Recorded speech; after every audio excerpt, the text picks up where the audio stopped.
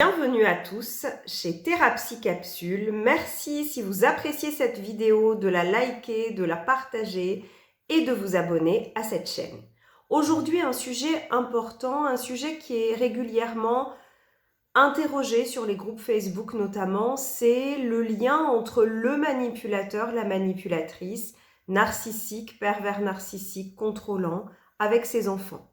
Il y a beaucoup de questions très légitimes autour de est-ce qu'un manipulateur ou une manipulatrice est capable d'aimer ses enfants, de leur faire du bien? Qu'est-ce qui explique peut-être que l'attitude du manipulateur par rapport à ses enfants est différente d'avec d'autres personnes? Et qu'est-ce qu'on peut faire aussi pour protéger ses enfants, notamment quand on est avec le manipulateur et quand on se sépare? Alors, de retour dans notre sujet, donc, que peut-on penser de tout ça? La première chose, c'est qu'une personne narcissique ou perverse narcissique n'est pas capable de lien.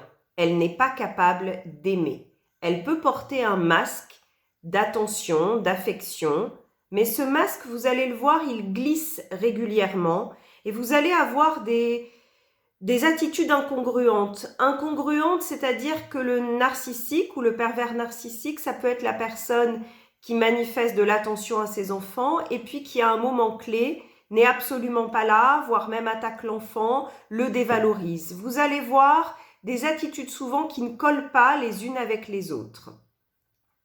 Le manipulateur ou la manipulatrice n'est pas capable de lien. Tout simplement parce que pour lui, les autres personnes, ses enfants y compris, sont des objets. C'est un peu comme si le manipulateur avait le projecteur de la lumière de la vie braqué sur lui en permanence et les autres sont dans l'ombre, sont des ombres qui peuvent être plus ou moins utiles, plus ou moins manipulables. Alors un manipulateur peut donner l'illusion qu'il est proche d'un enfant particulier dans une fratrie ou de certains enfants, tout simplement parce que cet enfant est un double de lui-même à ses yeux. C'est son bon objet à lui. Et souvent, il va élire aussi un mauvais objet, c'est-à-dire un des enfants qui va peut-être ressembler plus à l'autre parent et il va les mettre en opposition. Il va souvent semer la zizanie dans la fratrie parce que c'est ce qu'il fait. C'est un petit peu comme si on se disait, est-ce qu'un léopard perd ses taches quand il est avec ses petits? Ben non, absolument pas. Le manipulateur, la manipulatrice, souffre d'une structure de personnalité défaillante. C'est-à-dire que c'est tout son système affectif, c'est toute sa capacité d'amour qui est entamée. Je vous rappelle que ce sont des personnes qui ne sont pas capables de respecter l'individualité de l'autre. Donc ça veut dire que ce sont des gens qui vont nécessairement nuire à leur enfant, puisqu'en fait, ils ne vont pas être capables d'accueillir cet enfant dans sa particularité, dans ce qu'il est, dans ses émotions. Le manipulateur pratique beaucoup le gaslighting, c'est-à-dire la négation des émotions de l'autre, la minimisation, le fait de contester ce que la personne en face de lui ou d'elle vit. Et bien évidemment, il va le faire avec ses enfants. Souvent, le manipulateur a du mal à considérer que l'enfance est un âge bien particulier qui a des besoins spécifiques. Donc ça veut dire qu'il va traiter son enfant des fois de façon totalement inappropriée, comme un adulte, comme une personne à égalité avec lui ou elle, sans se rendre compte que l'enfance a besoin d'être protégée de certaines réalités, qu'on ne peut pas tout exposer. Le manipulateur ou la manipulatrice, c'est aussi quelqu'un qui a des problèmes avec les limites, et notamment les limites sexuelles. Donc c'est quelqu'un qui, sans aller jusqu'à l'inceste, bien sûr, ça peut arriver, mais c'est pas forcément la règle, peut avoir des difficultés à respecter l'intimité corporelle de l'enfant, peut se promener nu, peut faire des réflexions à caractère sexuel devant l'enfant, parce qu'il ne respecte pas les limites nécessaires, parce que lui, dans sa tête, il n'y a pas à respecter ça.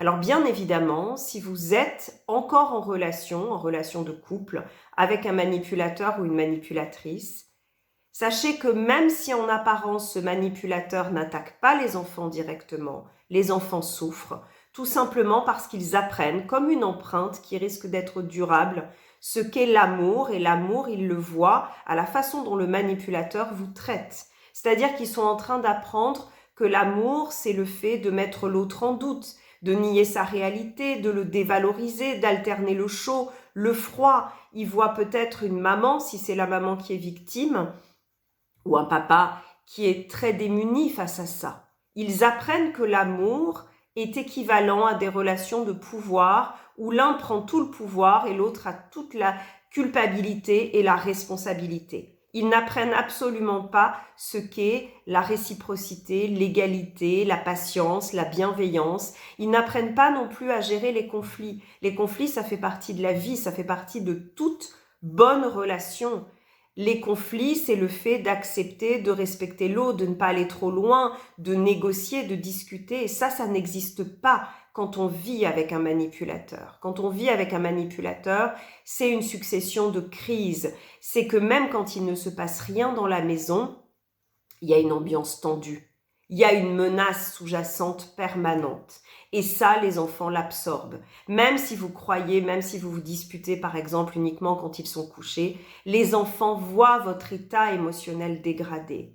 Quand on vit avec un manipulateur, on n'a plus la capacité à bien s'occuper de ses enfants.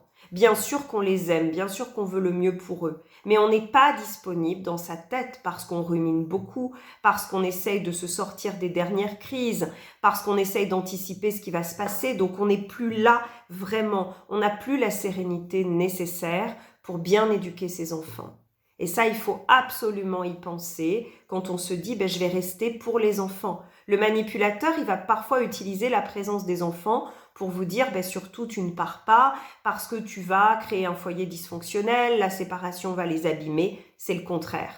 Bien sûr qu'une séparation peut être difficile pour un enfant, mais si elle est bien expliquée, ça va aller mieux. Et surtout, l'enfant va voir que son parent, qui était victime, va se redresser, va dire non. Rappelez-vous que vos enfants apprennent plus de ce que vous faites que de ce que vous dites. Si vous apprenez verbalement à votre enfant à se respecter, à s'aimer et que en parallèle il vous voit vous laisser être dévalorisé, ne pas pouvoir vous défendre, être pilonné d'attaques, cet enfant c'est ça qu'il va retenir. Et le souci c'est qu'il peut soit choisir votre voie à vous, c'est-à-dire être une victime plus tard, soit choisir, parce que des fois c'est plus confortable en apparence, d'être un agresseur. Et ça veut dire que cet enfant, il est en train d'apprendre que avoir un comportement narcissique ou pervers narcissique, ça permet d'obtenir des choses facilement. Ça permet de ne jamais être responsable de rien. Finalement, le beau rôle dans la maison, c'est plutôt le parent narcissique ou pervers narcissique, souvent qu'il a. Parce qu'il a tout ce qu'il veut, un petit peu comme un enfant gâté, détestable, et on ne lui demande jamais de compte.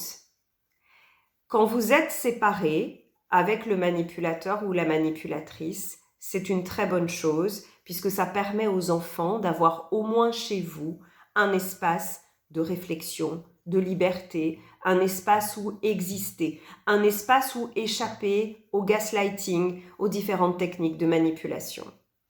Donc ne vous sentez absolument pas coupable d'être parti, bien au contraire. Le manipulateur ou la manipulatrice, ce qu'ils vont faire, c'est soit totalement évincer les enfants, les oublier, un petit peu comme vous, ils vous ghostent. Ils vont ghoster les enfants parce qu'ils associent l'enfant à leur conjoint qu'ils abandonnent.